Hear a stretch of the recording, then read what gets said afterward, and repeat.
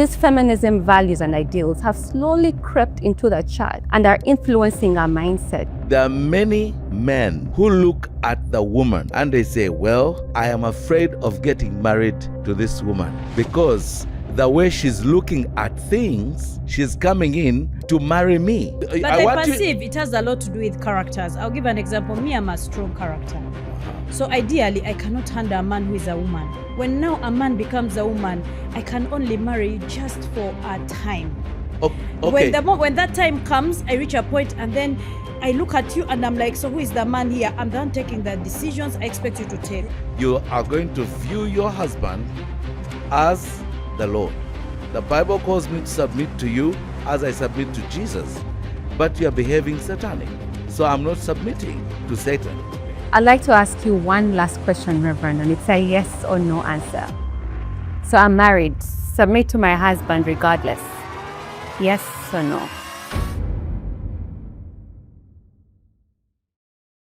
Welcome to the Circle of Life. My name is Doreen, your host.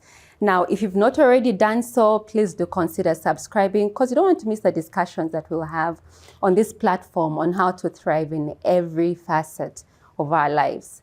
Now, to kickstart our discussion today, let's watch this very short clip.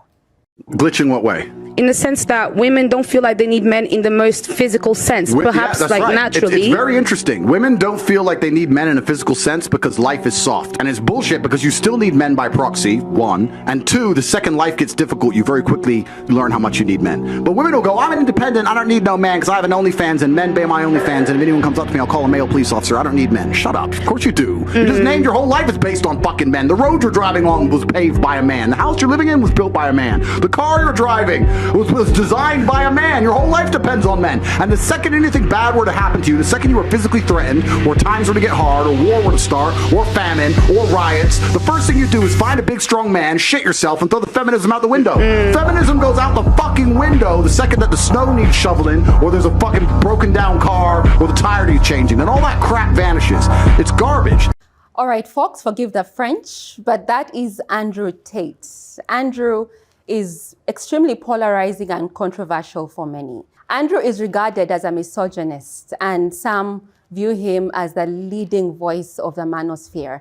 Now, this is a movement that is born out of the extreme anger and rebellion towards the feminist movement. Now, like him or loathe him, Andrew's rise speaks to something deeper. Yeah, that feminism as we know it today has changed how women and men perceive each other. And in many ways, it has unsettled marriages and relationships as a whole. But it wasn't always this way. The first wave of feminism in the late 19th century and early 20th century was somewhat progressive. You know, this was a fight for very basic rights such as voting, property, and education. But the second and third waves of modern feminism took a whole other twist, focusing on cultural issues, sexuality, workplace dynamics. And because of this second and third wave, men today are regarded as mostly the oppressors, and we women, largely the victimized people. So in this particular episode, we ask this one question. How has feminism, or should I say modern feminism, affected our relationships and particularly our marriages? So now joining me today are two extremely brilliant minds. These are two minds you're absolutely going to love. Yeah? So I'd love to introduce the lady first, who is all clad in red and white. And her name is Evelyn Kent Kasiri. She is an accountant. Yes. Now, Evelyn is also an aspiring woman MP for Kampala. Evelyn has been married for 14 years and she has 5 children. Welcome, Evelyn. Thank you. And the only man on the panel, Reverend Stephen Vamtunjire. He is an Anglican priest, he's an evangelist, and he's an evangelist to the Orient. Yes. Reverend Stephen has been married for, wait for it, 26 years to the beautiful Stella, and he has 4 children. So we have a loaded panel here today. Talk about marriages, 14, 26, how many years between them? So we're all sorted. Yeah. And now let's go straight to the bottom line. Yeah. How has feminism affected our relationships as a whole, from dating to marriages, from your experience? Let's start with a lady. My generation, I'll give an example of me myself. Yeah, I love using real life experiences and examples. Well, by the time I got married, I was straight from school. I was still a young child. Okay, I was young then because I was in my early 20s when I got married. However, it's interesting that I thank God I think I married then. Because had I not married then, it would have been a different story. Why? Because exposure and the kind of generation we are in, besides the Gen Zs, for them it's another story altogether. But my generation, I don't know actually how our generation is called. It's a different story because I imagine all my friends who married together with me at campus, let me say my friends, most of them are divorced. So that's why I would say I would choose the old-fashioned way of marriage compared to the current feminism thing. Why? Because it has affected marriages greatly. It has affected our mindsets, how we relate, how we... Actually, it's worse off, especially when it comes to the guys. If it was just the lady, because ladies, we are meant to submit. As long as a lady meets a man who is a man, a husband, as in a husband, who is a husband who is, I don't even, okay, like a grown up. You know, there are so many boys wearing men's trousers or fitting into men's shoes, but the ideal is still boys locked up with that mindset. However, if a lady gets married to a husband or a man who is actually a man, you know, who actually knows their true responsibility as a man, they are able to hold a relationship together and they are able to hold ladies together, because we women just need a man who's got it. Okay, so Evelyn, and we easily submit. Yes, I'd love for us to dig deeper into a statement you made earlier about how most of your contemporaries are divorced now and how feminism has affected marriages as a whole. Question is, how would you say that has evolved? One, there is a lot of independency that the world that has been created round about the feminism, and but you know, all these things, it's based on what you're weighing. It has an advantage to it and a disadvantage to it. It's just that the long run weight that it carries has a bigger disadvantage than the advantage. Okay. Why? Because most relationships end up breaking. Okay. So if at all it was mending them, it would be better. But it just worsens the whole situation. And back to my point of independence is, there's a way ladies. Okay, if I go back to let me say the olden days, let me say the back to the roots, Adam and Eve, back to the creation. Ladies are meant to submit. You know, So, but if everything, like I said, if at all a lady gets married to a man who is a man, submission is automatic. He speaks and you do. It's fun. It's sweet. Yeah. It's enjoyable. However, if at all it's in a place whereby what has caused it is men these days are not men, they are boys. They want 50-50. Okay. But if at all a lady comes, it's easy to do 50-50 willfully without even, it being a mandate. Yeah. But I perceive one of the things that has caused feminism to overrise to a higher magnitude is the fact that ladies are forced to take care of responsibilities that ideally are not meant to be feminine. Okay. They are meant to be masculine. Okay. So if at all a lady is handling certain things that a man is supposed to handle, it kind of affects the relationship directly or indirectly, because then it brings in the equality. You start equating. You imagine, actually, if I can do this, then do I really need you? I can stand on my own. Yeah. Okay. Reverend, yes. She makes a very interesting point about how independence has, destroyed marriages. As a man, how does independence push you back in terms of you stepping up to your plate, or rather, how does it destroy when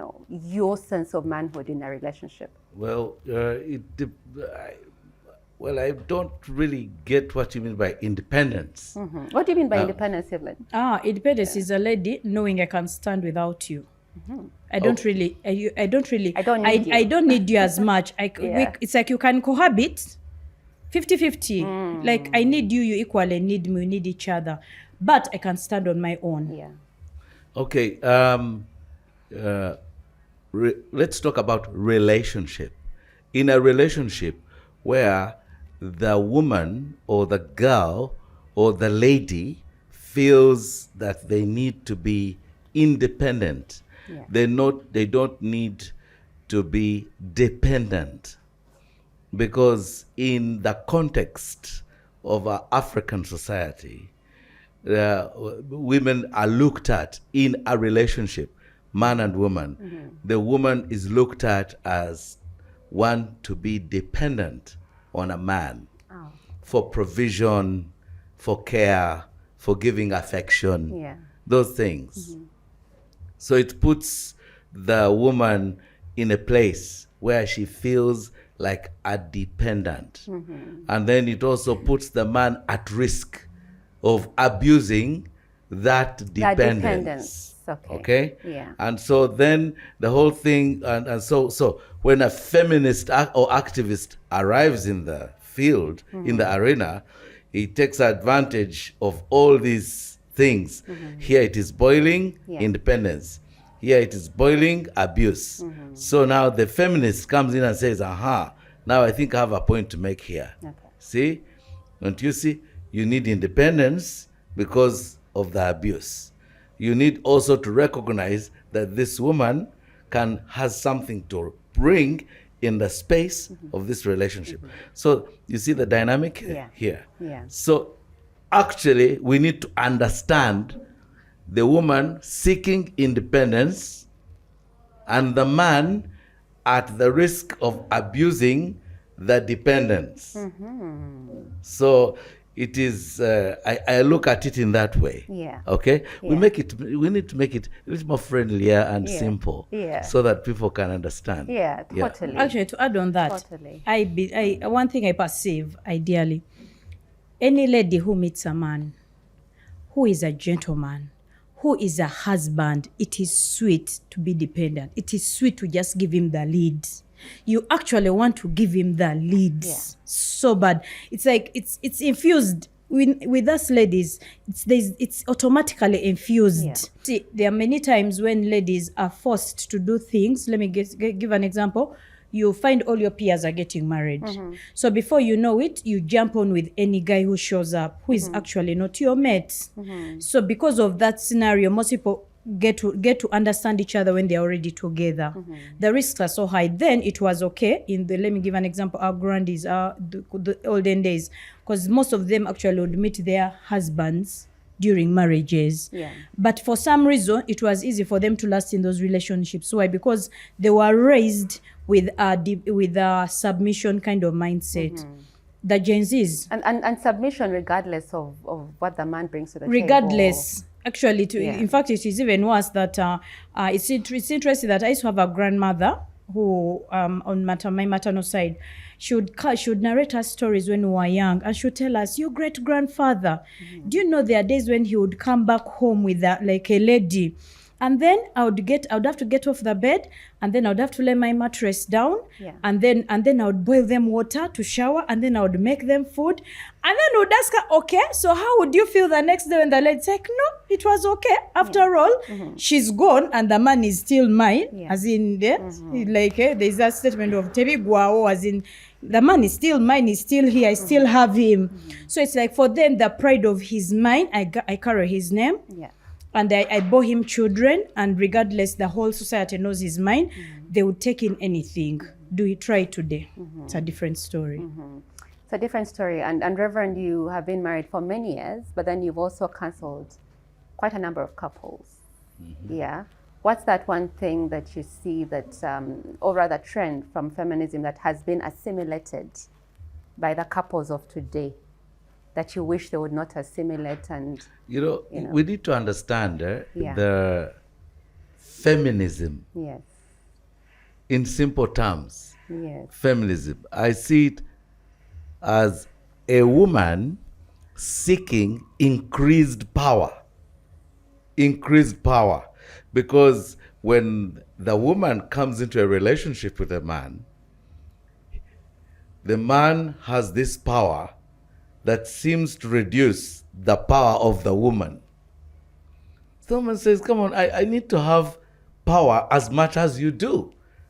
So when I'm with my man or among men, they intimidate me, you know. They I need to increase my power, increase my voice, increase my money, and show the man that I can equally, bring into this space as much as they do. You get that? Yeah. Yeah. That is a result of equal right, equal rights. I must be equal to a man. Okay? The women's empowerment movement. Yes, thank you for that word. Because I like to think that, okay, so if the woman wants to increase her power, I like to think that that's not innate, isn't it? It's as a result of the cultural conditioning, this women's empowerment movement, where we're being told. For instance, there's a lady, her name is Gloria Steinem or something. She's the leader of this latter wave of feminism. And she's quoted to have said that for any woman to stay at home and be a housewife, it's an abomination. So if you have such leaders, such women being the voice of women empowerment, then you'll have such an uprising of... Yes. And of course, remember this, that government brought the woman out there and said, we're going to empower the woman. We will even reduce your fees at university. Yeah. And you find that a lot of focus was put on the girl child. So it created in the mind of many women in the modern day, quote unquote, to feel that they need to increase in power so that they can be equal with men. They feel the men have more power than the woman or the women. Yeah. That's the case for feminism. So the reason for feminism is a man. Is a man. Actually, we can say it is male chauvinism that is causing feminism. Sure. Okay? But then here, what the woman who should be advancing the feministic thing, she's saying, man, if you find a man and he really applies his power beautifully, oh man, you can enjoy the dependence. Any woman would love to submit. You see? Actually, me, I feel like the rise of feminism was because of the shortfalls that was happening, especially with the males. Yeah. It's like the rise, the way they were. I don't know if it's a rising thing, because I'll give an example. When you look at our forefathers, our grandparents, especially the African culture, it was abomination to have divorces, isn't it?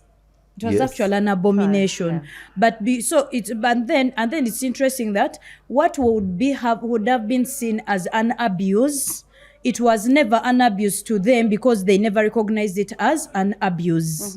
It's interesting that because as I was growing up, I had a lot of interactions with my grandparents while growing up. Yeah.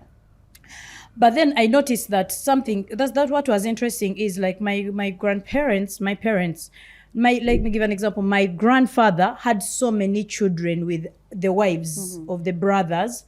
Why? Because some would go into war and then they would leave their wives with him to take care of them. Others would go into study abroad, they would leave their wives. By the time they are back, the lady has 2-3 children and they take it on from there. And then also another thing is there's a lot of secrecy in the olden days than there is now. Right now, marriages have issues, but it becomes a public affair. Sure. It becomes a community affair. Yet those days they would literally have the secrets were kept top notch. Yeah. That it was so easy to open up between the two relationships. It was so easy for a guy to easily actually tell you the truth.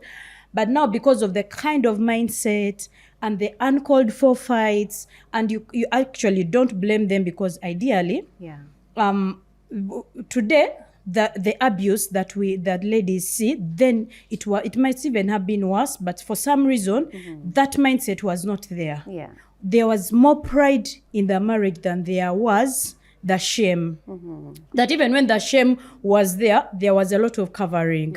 Now today, the generation, and I perceive this is more of the Western culture that has crept into the traditional culture, that has eaten up our culture, and it has eaten up our marriages, and it has eaten up relationships. So you realize that right from, let me say, at the point of dating, guys are literally looking out for that. Which family is she coming from? Do they have money? As in, it's like he's positioning himself. So I'm wondering, who is supposed to position themselves?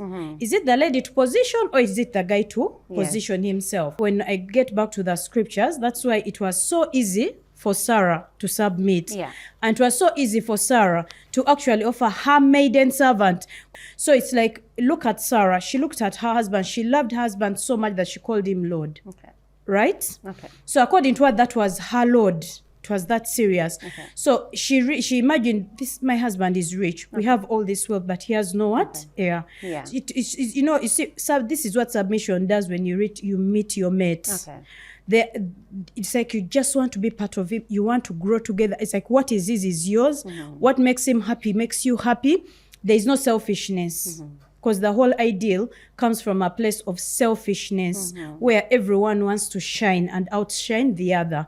But in an ideal whereby you realize it's not a competition. It's because to become one. It's not I'm not competing with you. I want to pick up on something that you said and ask Reverend what his views are. She makes a very important point in relation to the fact that feminism has taken advantage of a gap that has been left by perhaps a focus on more of the women than the men. When you're getting married, you go for counseling, and what happens? The focus is more on you, the woman. Ask the women.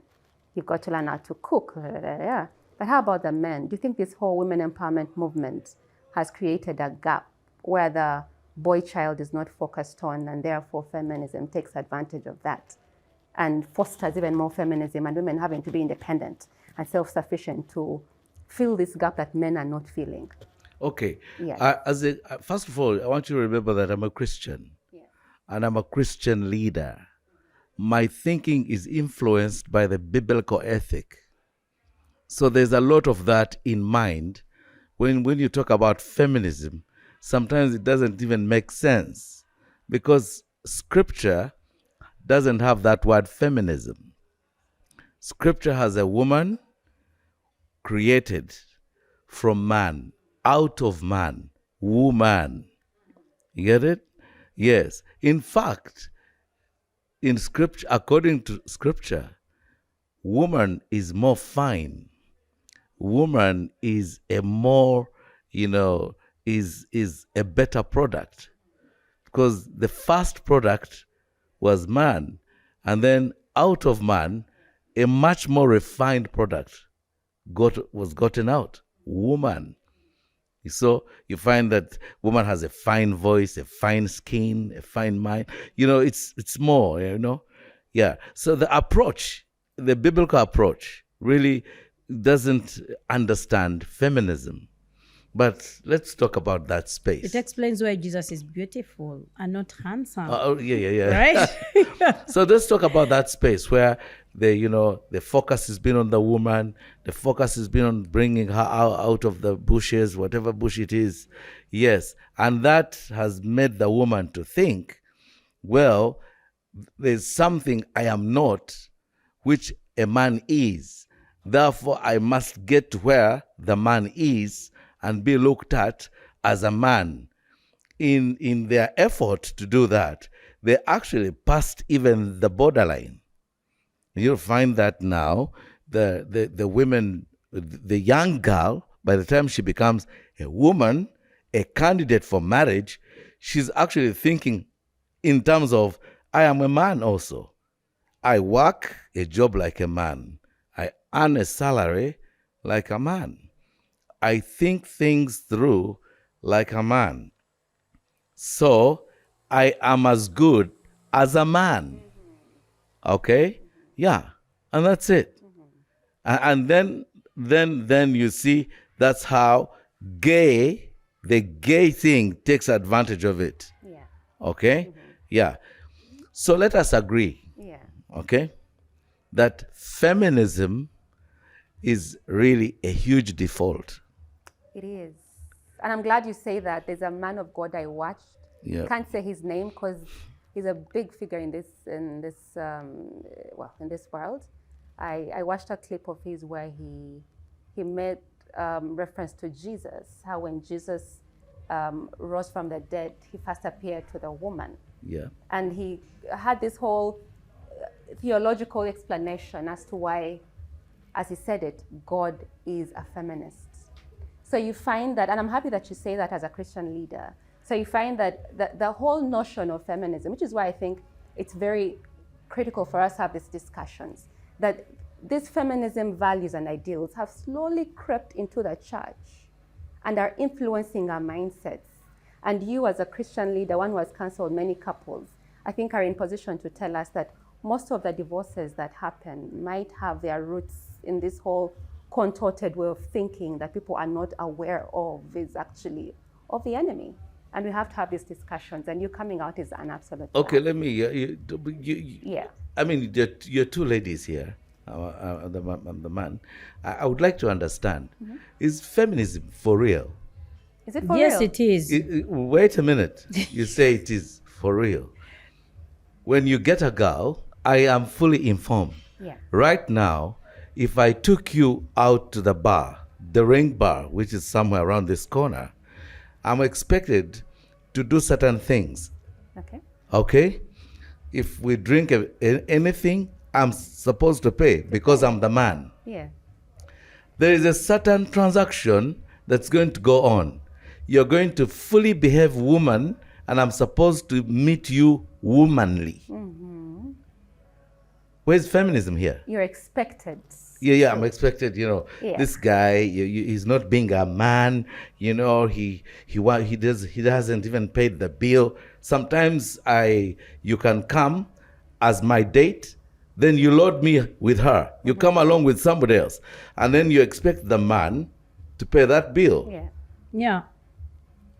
Where's feminism here? Yeah, that's exactly what happened. Because as a feminist, Yeah. the movement should say, when we go to drink at a bar, you pay the bill as much as I do. Yeah. And that's exactly what Yeah. Tate was saying at the beginning of the video.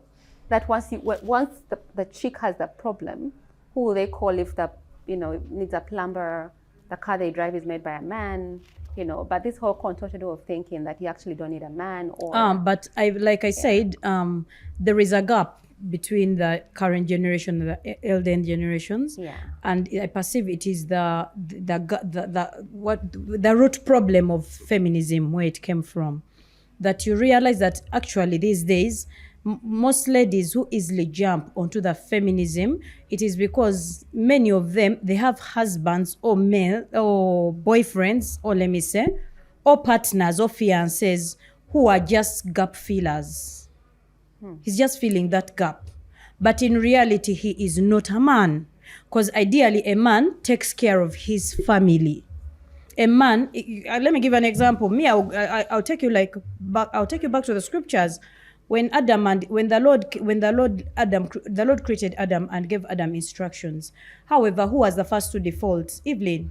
The Lord never asked Evelyn a single question. He waited for the man to taste of the fruit, and then he asked him, Adam, where are you? What has happened? But Evelyn had eaten it way before. We don't even know that this is creeping up. As a man, the question always first, before you even hit the ladies, ask yourself, where is the problem coming from?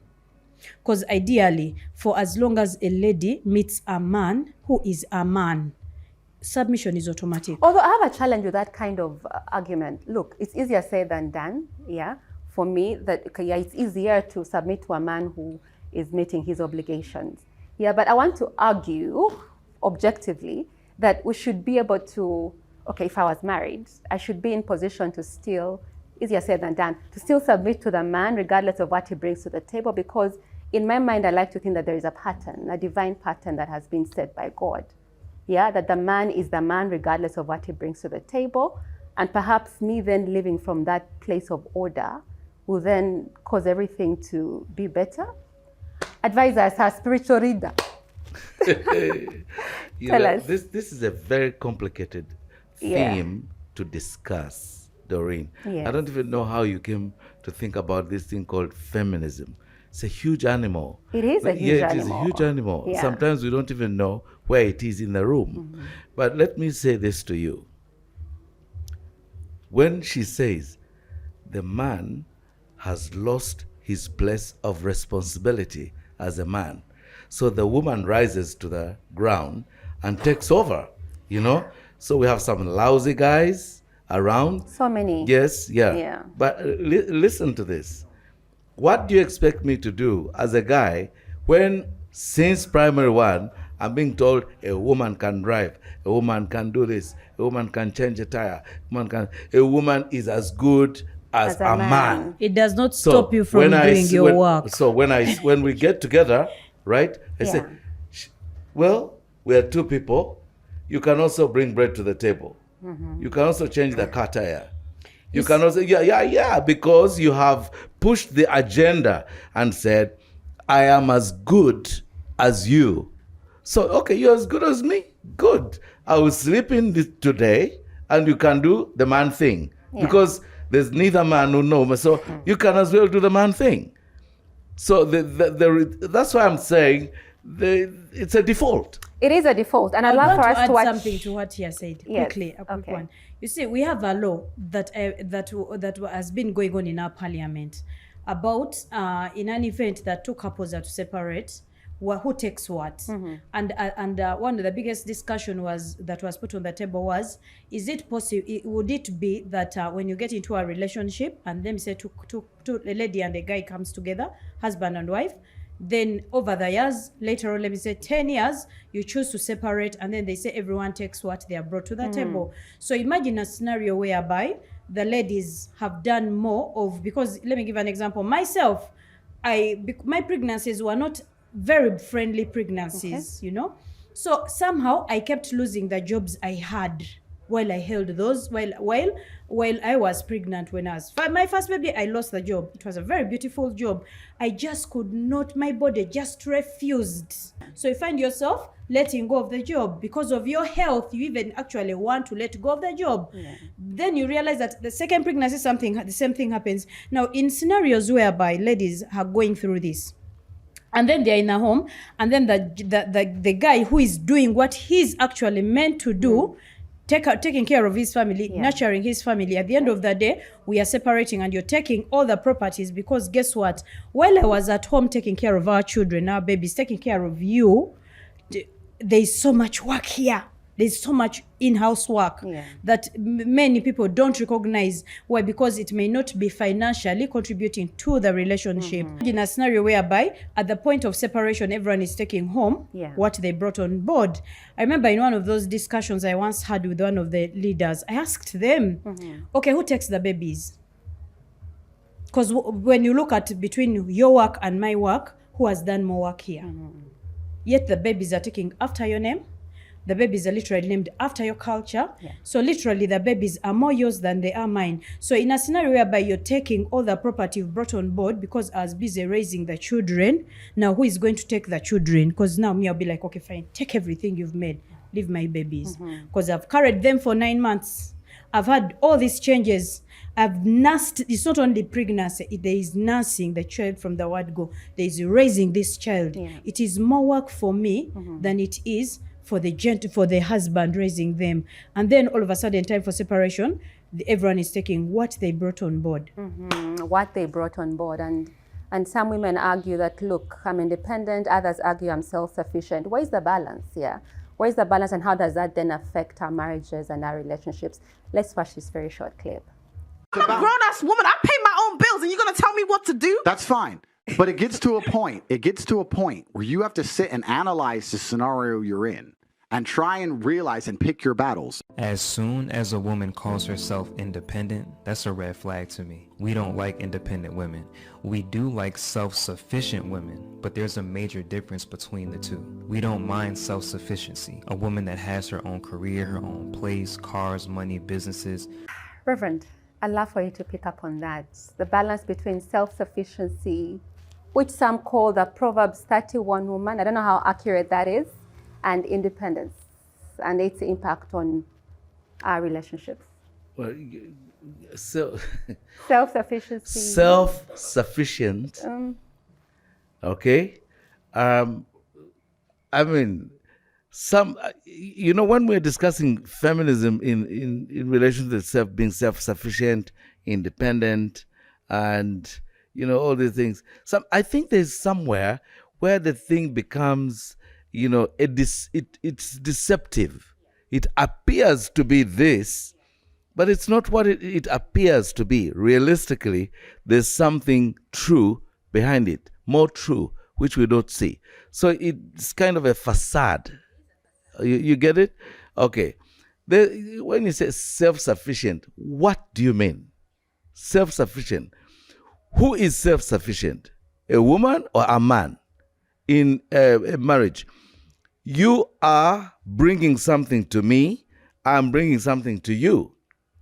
The sufficiency is out of that integralness. You get it? Once you're in a relationship and say, I'm self-sufficient, then it's not a relationship as it should be. It's something else. You're in something else here. But in a relationship that perpetuates family, marriage, that will bring about community, okay? There's going to be something that a man will bring as a man and a woman will bring as a woman. Or the two partners agree on a culture. And that culture may be, may not be seen as Muganda or Munyankole. It is a culture of me and my wife. We have a culture of marriage. Oh, yeah. So this thing of saying, I'm self-sufficient, I have enough money, my mom and dad gave me a car when I was getting married, I have an inheritance, I have things in my name. So really, if I'm married to John, I'm still self-sufficient. You are not married. The relationship, that's what I'm saying, it appears like a marriage, but underneath, it is not. You get what I'm saying? Yeah, and I want you to know this. There are many men who look at the woman and they say, well, I am afraid of getting married to this woman because the way she's looking at things, she's coming in to marry me. Actually, yes. And then there are very many women who are saying, man, I cannot marry this guy because the way this guy is, it looks like he's going to take all the power away from me. So how do we as women unknowingly present ourselves to men? Because this is today we're just focusing on the women. How do we unknowingly present ourselves to men in such a way that makes them scared that we're coming in to marry them? What are we doing subconsciously without knowing? The expectation breeds entitlement. Yes. Yeah. Yes, you I'm still talking to you. You already feel entitled. You see? So that scares me.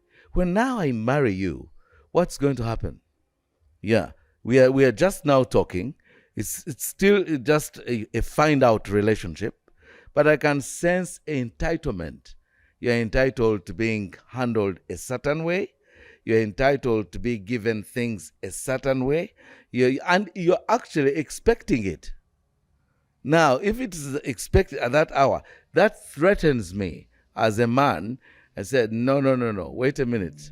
I am not getting into this space. Otherwise, I'm in to be married by a woman.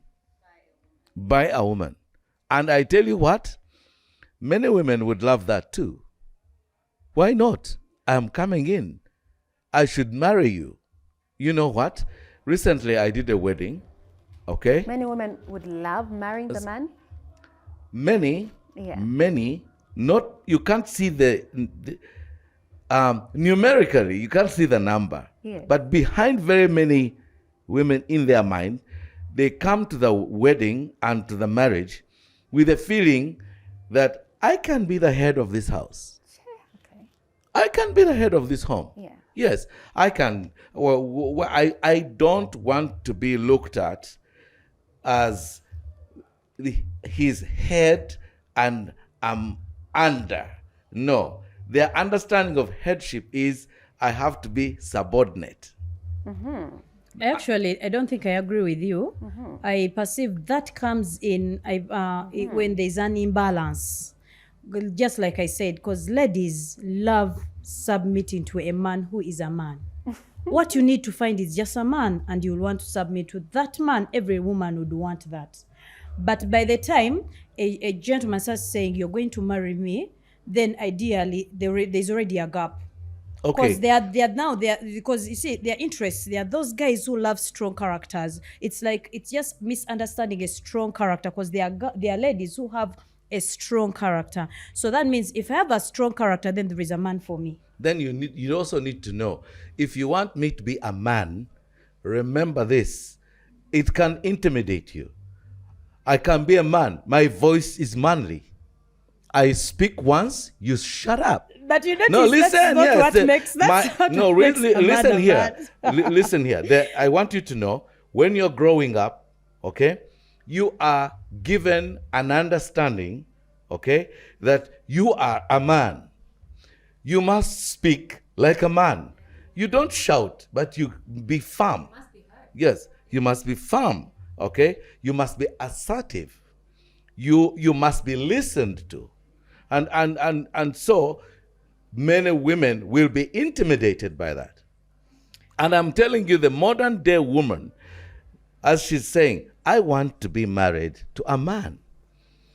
Listen, if a man becomes man, as you know, man, that woman will say, this is now, this I didn't come here. No. This has become, so But I perceive it has a lot to do with characters. I'll give an example. Me, I'm a strong character. So ideally, I cannot handle a man who is a woman. When now a man becomes a woman, I can only marry you just for a time. Okay. When that time comes, I reach a point, and then I look at you and I'm like, so who is the man here? I'm done taking the decisions I expect you to take. You need to understand temperament. When there are risks, there are those particular risks that are tough risks that I actually expect the gentleman to jump or notch. No, listen. And then the gentleman is like, hello, as in, what makes a man is the ability to cover me. Because for me to be able to be a woman, what makes me a woman is the ability to hide under you, is the ability to shield, to seek your advice. So it's like, I usually keep asking, when we are getting married, who takes on the other's name? Are you taking after my name, or I'm taking after your name? So if I'm going to take after your name, then be the man. Do the lead. And then let me be the lady. But if at all I'm going to be the man and you're going to be the lady, but still want to be the man, that's where the issue comes from. Temperaments, you said. Yes. Yeah. I was listening to her. Yes. Just understand this. We are different in terms of character and behavior. For example, you come across to me like a highly opinionated woman. Being so opinionated doesn't mean that you're not a woman. Sure. You're a woman. You need the cover of a man. But your high opinions can intimidate a man and push him away, because you will be strong, you will say many words, you will be up there front. And if you've married a man who is rather quiet and melancholy in behavior, he will come across like a woman. But inside, he's actually a man. He's not being very opinionated. He's very just there, so he's being a phlegmatic or something very low and low key doesn't mean he's not a man. So beware of this.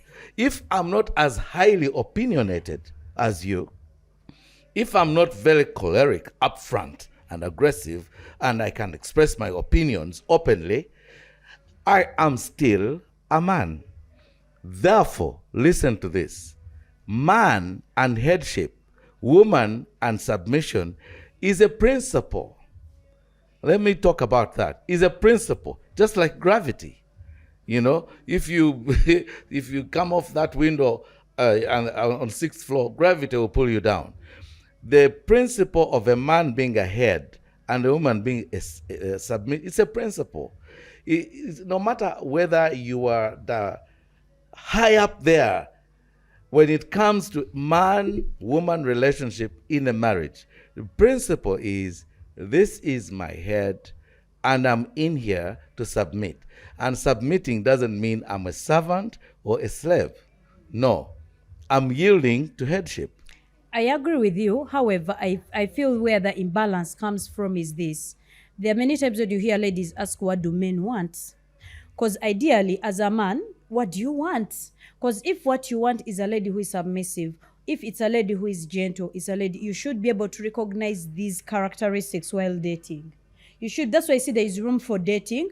But it's not a must that the first hit, first come, first serve, that's it, I take home. No, there is room to test the pool. I cannot submit to every man, I wouldn't lie.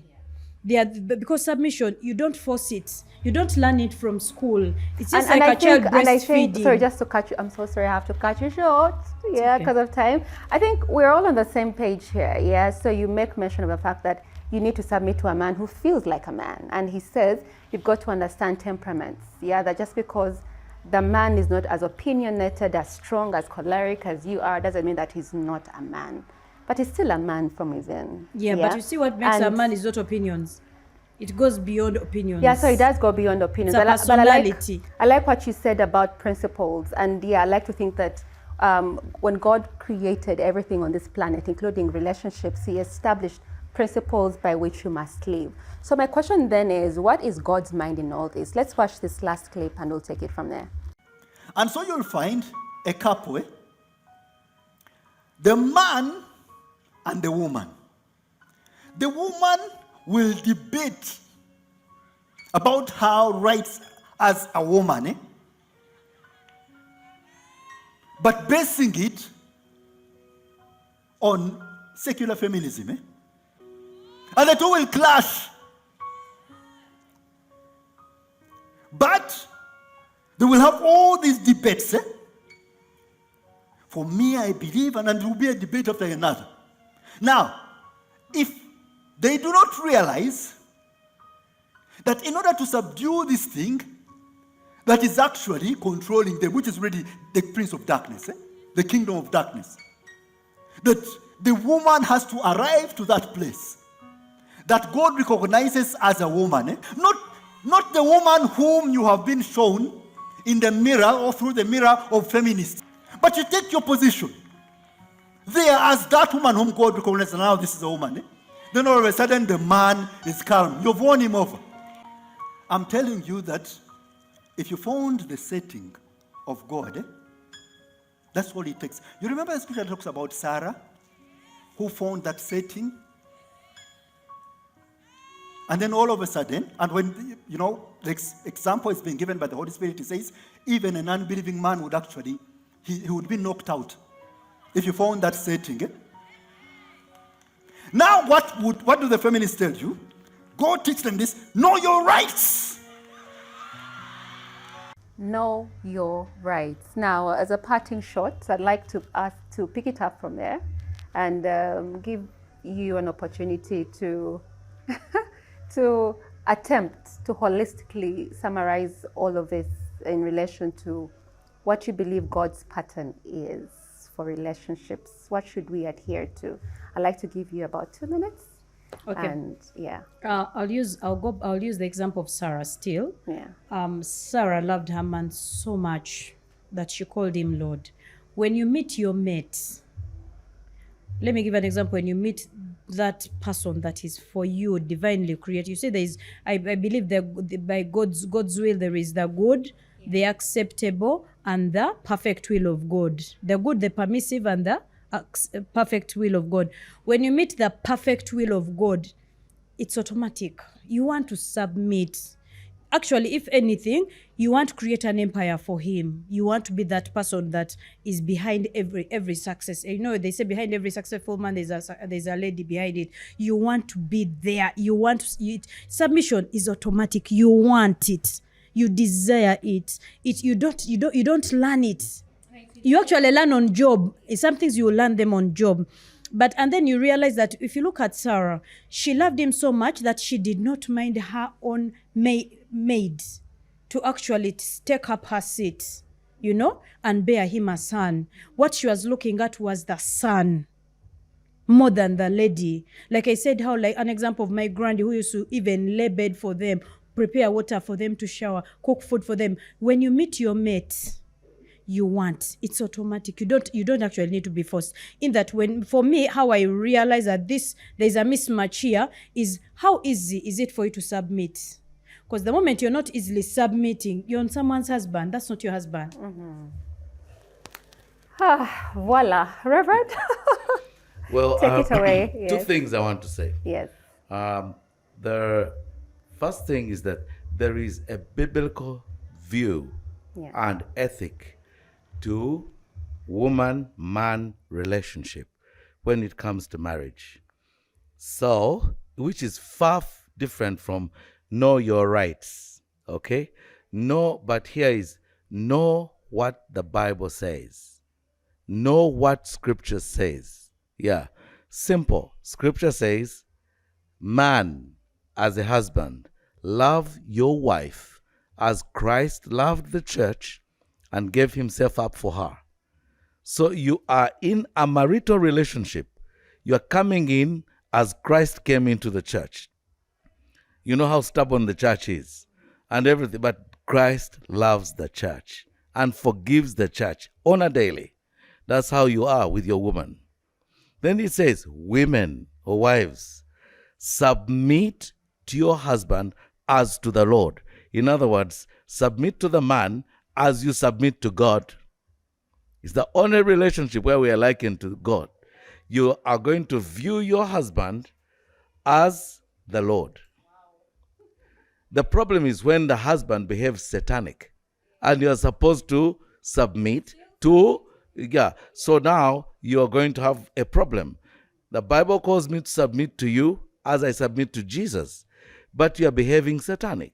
So I'm not submitting to Satan. That's where the problem is, okay? So in a relationship which is Bible-based, there's nothing like know your rights. It's know the Lord.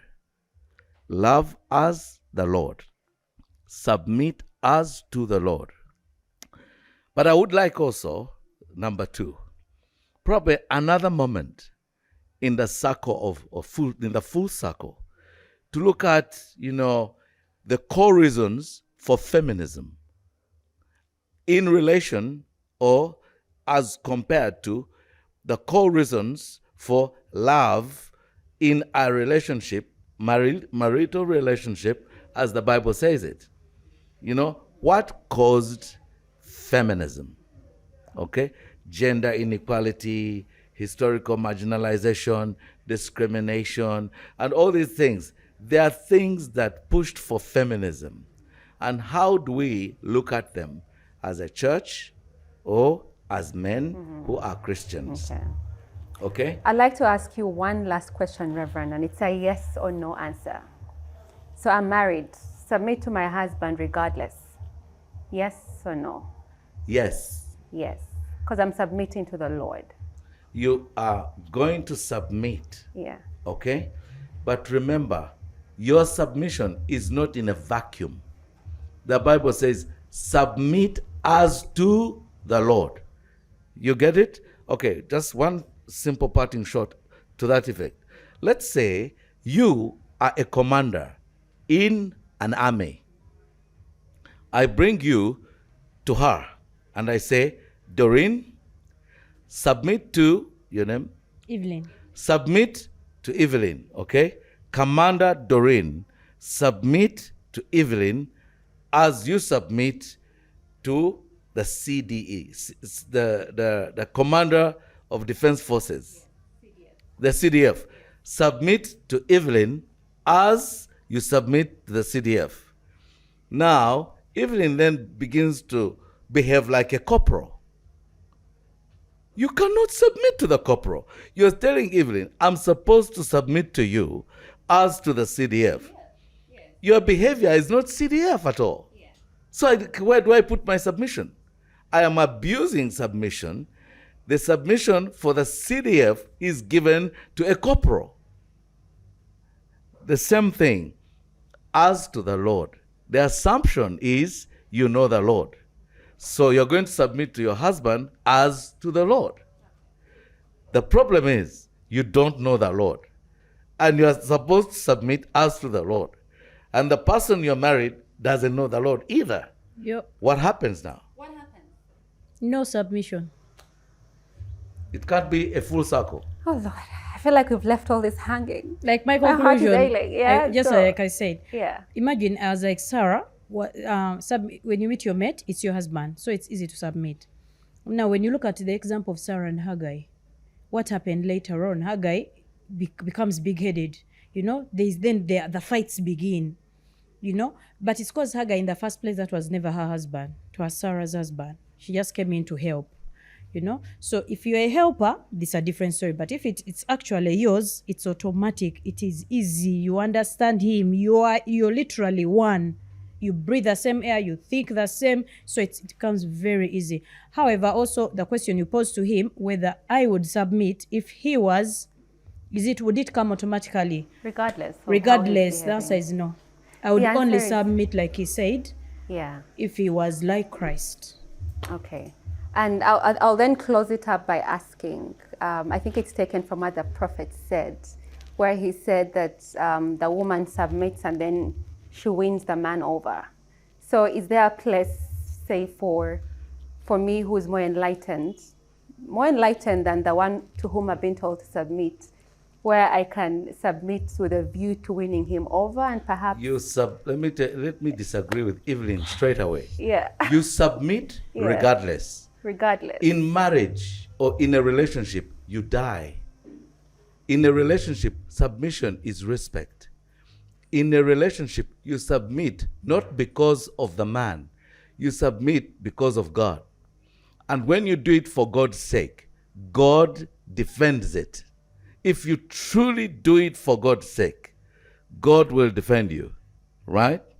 But that doesn't mean you don't challenge the evil in the relationship, okay? Yeah. So you submit. If you have your James or your joint, you don't just say, I'm going out of this. No. You will submit. I'll give you the food, but challenge the evil. And I will still submit, but challenge the evil. Anyway, I'm looking forward to a part But two of this because We need a part two I of think this. a part two is Yeah. going to be more interesting because we will now deal with it. Okay? Yeah. There are issues which I need to deal with when it comes to Evelyn's submissions. Yeah, because I had to ask something. Is there a submission that has challenging? Because for me as a woman, Yeah. somehow when I submit to you, your truths will become my truths. Your faults will become my faults. I literally see everything you speak as heaven on earth. But the moment I start seeing something different, like I said, submission is automatic. You can't force it. If a lady is forcing submission, then she's being who she's not. And that's why I disagree. Submission is intentional. You have to say, I intend to submit to Doreen. If Doreen is a man and is my husband, I am ready to submit to that man. Good or bad, for better, for worse, for richer, for poorer. I will submit to this man and I'm ready. Yeah. So I disagree with people who say, I don't think she's the one for me. Who sets the standard? You should say, I think I am ready to marry her. Not that she is not ready she's not the right one for me. What makes you a standard? Yeah. Come on, let's create a part two to this. But even God has. But you notice that even God. No, did let's- not- let's you create notice a even part two God. to this Even at God times. has good. Yeah. He has permissible. He has perfect. So if something is good, it can do. You can actually, you see, there are people who can't submit. Like I said, there are people who actually can't submit regardless, and then they will live a very unhappy life. Why? Because you're submitting regardless until you actually learn to submit with truthfulness. Because if you're submitting to, imagine you're loving God regardless. I can submit regardless and still be happy, because happiness is not dependent on how I'm going to submit to him or how the challenge that is posed. Happiness is, why am I submitting, and who is the engineer, who is the generator? If it is Christ's love, you will have joy. you'll have joy. Evelyn, I need to get you again here. No, I also, because- also The bottom line, the a bottom line in all closing. this. That's why submission is for the ladies and not the gents. Because if Yeah. something is I for totally me, get you, the by the lady, way. Yeah. I know what I go through to submit. I know what submit. I like. It's the air you breathe. It is the blood flowing through your veins. Submission is not for the ladies. Ephesians 5:21 says, submit to one another. Submit to one another. So even the next time I meet you, I will show you how men submit and how women submit. Because I've been in that submission project for 26 years. Yeah. Imagine living with a woman, same bed, same day, every day, 26 years. I would And, want and 50. they have an Evelyn in them. I would want 50 if it is perfect will. close this, I would want guys. 100 for perfect will. I would want 5 Yeah. foot good. Hunama. Let's close this. Part 2 is loading. I absolutely love the two of you. Perfect panel for this conversation. And my question is to you, submit regardless? Yeah, would you? Yeah. And I'd love to thank you so much for taking the time to watch this, and to our panelists. You're absolutely amazing. Yeah, so do tell us, do you want a part 2? We'll only have it if you tell us, okay? Thank you so much for watching. Bye.